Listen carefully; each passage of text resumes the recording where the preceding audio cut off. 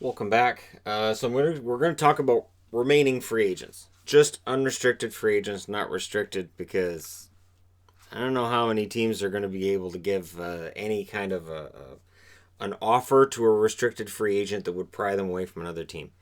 That includes Sergachev. But we'll move on. So we're going to talk about the remaining free agents. Yeah, this is a way to make sure some get signed, and I'm wearing a Roadrunners jersey because Arizona doesn't have any cap space. So I can't see Arizona being able to do this. They currently are listed as being about $2 million above the cap. I know that includes some LTIR money, and it's not as bad as it looks, but still, they're not going out there to spend money right now. Maybe they get somebody on a 700K contract, but we'll see. So, of the remaining free agents, I put 20 according to the highest scorers of this past season. And then number 21 I threw in there because I thought he was noteworthy.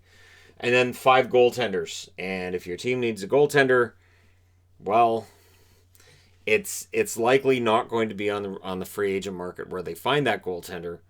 Of the 5, I could see maybe a couple of them being a backup this year, but it's going to be tough. So we'll start off with Mike Hoffman on the forwards, and there are some defensemen in this list too.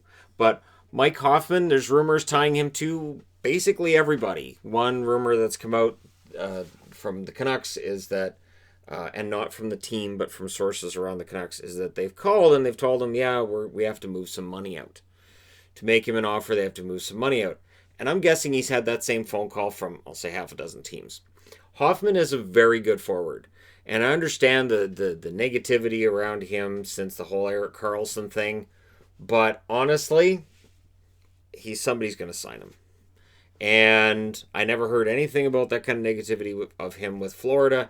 I think Florida's willing to bring him back at the right cap hit, especially since Dadonov is now signed with the Senators.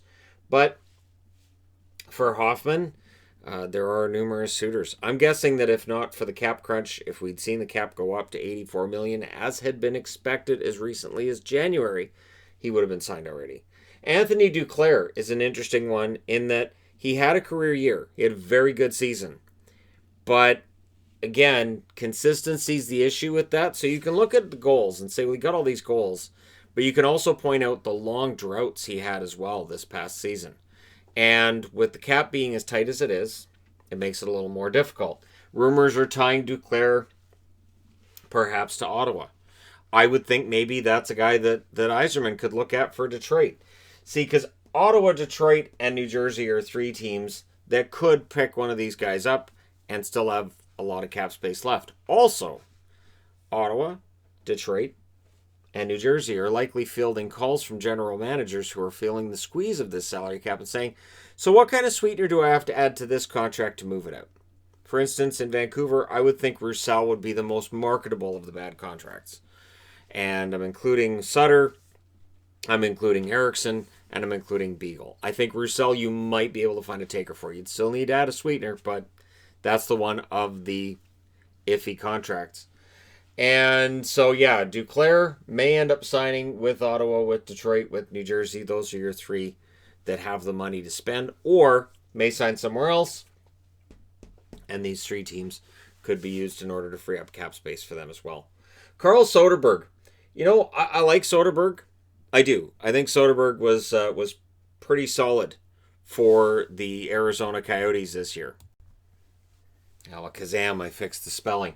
Soderberg, I think, is useful, and I think as a third/fourth line forward, I think he'd be a value pickup if he does get a contract. Derek Brassard, there were rumors tying Brassard to the Islanders to them bringing him back, like Martin, and like there has been with Corey Schneider. I really think Lou Lamoriello's got numerous guys lined up, but he has to figure out Barzal. He has to figure out Pulock first. Once he's got them figured out, we'll see other guys signing. Brassard may be one of those players.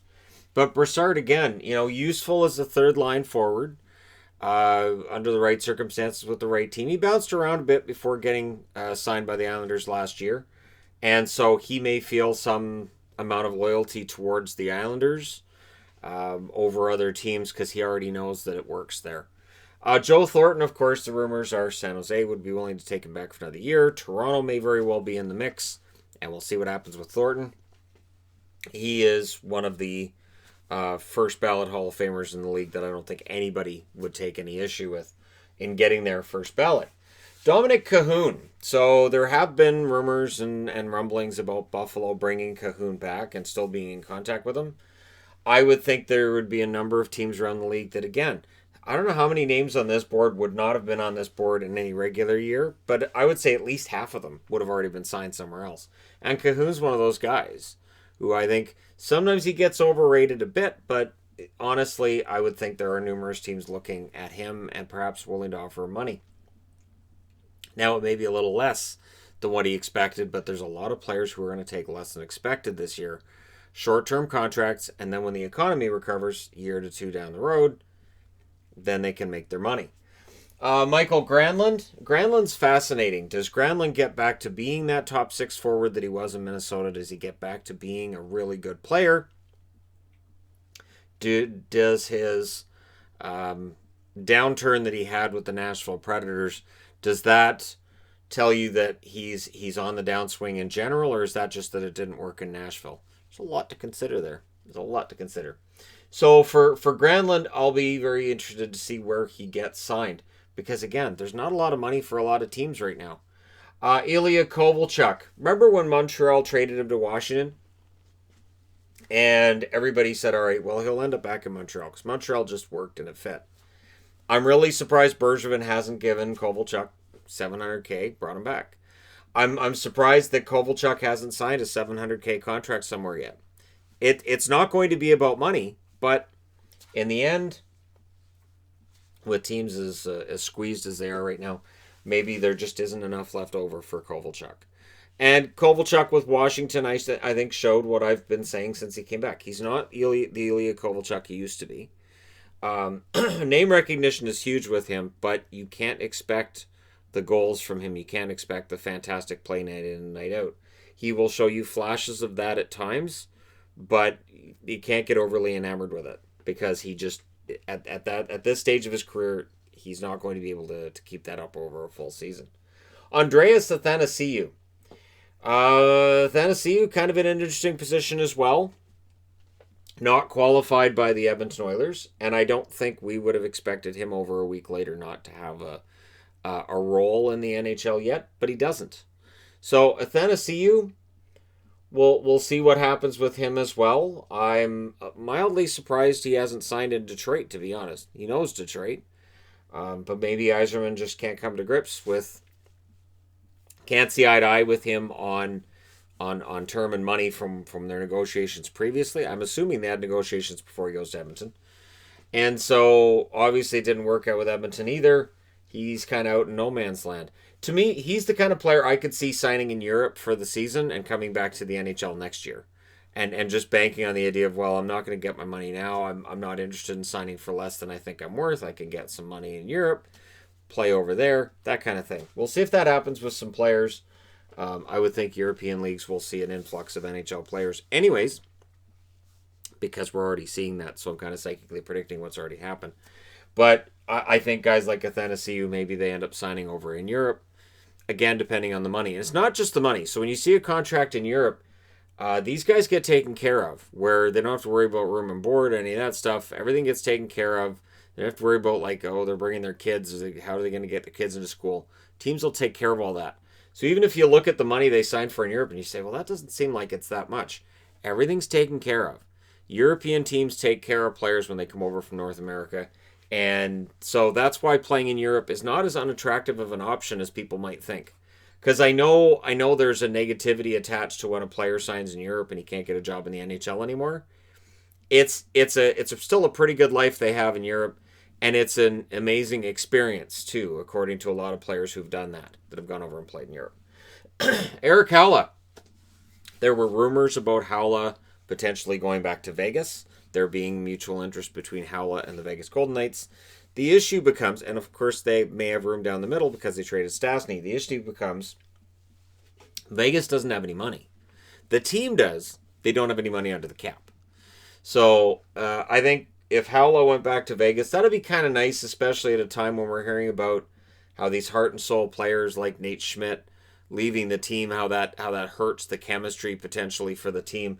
bringing back Haula would kind of be a nice gesture by the team, and it would bring back somebody that fans are familiar with, players in that locker room are mostly familiar with, and it might be a good fit once again. The thing with Haula is staying healthy, right? Alex Galchenyuk. So late in the season, there were a lot of rumors that Jim Benning was very enamored with the idea of having Galchenyuk on the Canucks. We have the pause. Coming out of the pause, Minnesota plays against Vancouver. Galchenyuk had some good moments in that series, which made me nervous that maybe he might get a bunch of money from Vancouver. He can't. Benning doesn't have a lot of money. So it's still possible Galchenyuk ends up in Vancouver. I know there are Canuck fans that would welcome him to Vancouver and say, well, maybe he turns it around. I don't have a lot of faith in Galchenyuk turning it around at this stage in his career. But again, he's still young. May very well be a taker on him because he's still a young player. Or again, he may be a player that ends up playing in Europe and banking on his ability to increase his value a year or two down the road. We'll see what happens with Galchenyuk. Sami Vatanen, again, had been tied to the Canucks. This has been a really interesting offseason. It's kind of felt like Vancouver is doing what Toronto has done for years. Every free agent's going there. So every free agent has talked to, but again, in this unusual environment, it's possible that a guy like Vatanen has been contacted by half the league. And that half the teams in the league have either made him offers or said, we want to make you an offer, but we don't have the money right now. Vatanen, I think, I understand that there's always going to be injury concerns and can he stay healthy? I still think he's a very effective defenseman when he's in the lineup. I think he could be a really good value signing by a team out there. And so if he went to a team that I cheered for, I'd be quite happy with the signing, depending on the cap. But again, none of the teams I cheer for have a ton of cap anyways. I could see him being a decent fit in Boston as an example because Boston has lost some defense. Connor Sherry, and it is Sherry. I know people always, it's Sherry. Why is it spelled like that? He pronounces it Sherry. So Connor Sherry, free agent. Kind of surprised he hasn't returned to Pittsburgh, to be honest. I know when Pittsburgh brought him in, I thought, all right, well, he makes sense. Probably mutually beneficial. Sherry can be useful on the right line. He can be useful with the right guy feeding him the puck, and if you get that chemistry. So again, for a team that might be a little bit cap strapped, that is looking at picking up a potential top 6 forward, definitely a top 9, on a cheap contract, you could do worse than Sherry. I think Sherry's a decent pickup at this point. Dominic Simone, kind of a little bit of a surprise he wasn't qualified by Pittsburgh, but I think he probably ends up in Europe as well. Maybe he signs a cheap contract over here, but we'll see who takes a flyer on him. Corey Perry, he proved in the playoffs that he could still play. And I think at this point in his career for Corey Perry, it's not going to be money. It's going to be where can I go where I might be able to play. Now, again, I was never a Corey Perry fan when he was in Anaheim. That doesn't change because he was in Dallas and he helped them get to a Stanley Cup final. I respect what he did. I'm still not a huge fan of the player. Would I be surprised if he signs a contract in Boston and Vancouver? No. Because he's not going to be, I don't think he's going to be looking for money as much as he's looking for a team that has a chance to potentially win. And of course, Vancouver created a lot of buzz, a lot of excitement with their run past Minnesota and St. Louis in the play-in and the first round of the playoffs. And for Boston, they're perennially seen as a contender, and they're one that's going to be down Pasternak. They're one that's going to be down potentially Marchand for a couple weeks into the season as well. Boston's in on Hoffman. I could see them being in on Perry as well. And the idea of Corey Perry and Marchand being on the same team and potentially the same line, that's where people's heads explode. Josh Levo. Please come back to Vancouver, Josh Levo. I know they've apparently been in contact with one another. Thanks, Toronto, for his time with Vancouver. If Levo is 100% healthy, he'll be an excellent value top 9 forward. I'll say third line forward. I was going to say bottom 6 and then thought, he's a third line forward when he's healthy, and really, really nice guy, and it would be great to see him back. But wherever he goes, I'll wish him the best. Madison Bowie, of course, who the points are there for a defenseman with Bowie, but he does have his struggles. So he could go to a team that feels like they could help him improve his game. But I don't know how many teams necessarily are going to be lining up for Bowie. I don't know how much money he can make. I would think $700,000 is going to be the going rate for a lot of these guys. So it's going to be just where do you go, not about the money. Which team do you feel is the best fit? We'll see if anybody picks up Bowie. Ben Hutton, free agent after playing in LA last year. I like Hutton. I do. And again, if he returned to Vancouver, that'd be okay. But Ben Hutton can be a useful bottom two defenseman. Don't overplay him, and odds are you're getting a pretty good defenseman with him. And so hopefully he finds a home in the next few weeks here as well. Brian Boyle. Boyle's going to be an interesting one to see if he does decide to keep playing, or if he looks over the offers and decides, well, I'll call it a day. I'll retire, no regrets. I could see it going either way with Boyle. Good, solid fourth line presence at this point. I think there will be offers for him, and we'll see where those go. Michael Del Zotto, I made the joke a couple weeks ago that the Canucks could always just bring in Ben Hutton, Michael Del Zotto, and go, there you go, we fixed the defense, and Canuck fans would melt down everywhere. Del Zotto, again, can be useful, bottom two, as long as you're not overplaying him. And while he never really got back to the amazing rookie season he had all those years ago, again, I think he'll be signed for depth somewhere. I've got Drake Caggiula on the board because I think Caggiula, with what he brings, the sandpaper he brings to a lineup, I would think there are teams that are definitely calling about him. And again, it'll be dependent on the fit. So we go over to the goaltenders, and Craig Anderson stands out, 39 years of age. It may be hard for him to find a job. But the Anaheim Ducks may be looking at him as a backup, I would think, for John Gibson if they've moved on from Miller. Ryan Miller is a UFA, but I would think Ryan Miller either signs another one-year deal with Anaheim or he retires. I think that's where we're going to end up with him. No regrets from him if he retires either. Michael Hutchinson, of course, made a little bit of a name for himself with his appearance for Colorado in the playoffs against Dallas. Almost stole that series for Colorado. He did. And so he'll be a decent third goaltender option for somebody.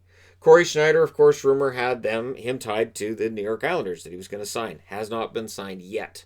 Doesn't mean they don't have an agreement in principle and they haven't already shaken hands on it or done whatever we do during 2020 where it's an elbow bump or just a cautious wave from across the room, but or a Zoom meeting. But Corey Schneider probably headed to the Islanders, I would think. Jimmy Howard, of course, interestingly, still out there. Can he bounce back from this past season? Howard may be an option for the Ducks as well, because the Ducks are the team that come to mind that I don't think really have a viable option at backup yet. And we'll see whether or not that is the case, that they end up signing one of these guys. But the goaltending market is pretty thin right now if you're looking at backups beyond just a one-year deal. So I would think Anderson, Howard, Miller, Schneider, Hutchinson, yeah, they're all one-year deals. In the current environment, I don't think there'll be anything more than that. But there you go. So just looking at the remaining free agents, let me know where you think any of these guys are going to go. So there you go. And now that I've done a video on this, watch for at least 3 guys on this board, whether it's goaltenders, forwards, defensemen, to get signed. And that's where we're going to go with that. And I don't have Chara on the board. He didn't have the points to make the top 20. And I already talked about Chara in the news of the day this morning, where, he may have an offer with Boston, but there are other offers out there for him. So we'll see where he goes. So do let me know your thoughts. Hit like and subscribe if you're browsing your way through. You just happened upon this video. Thank you guys so much for watching, for all your support. I will talk to you again soon.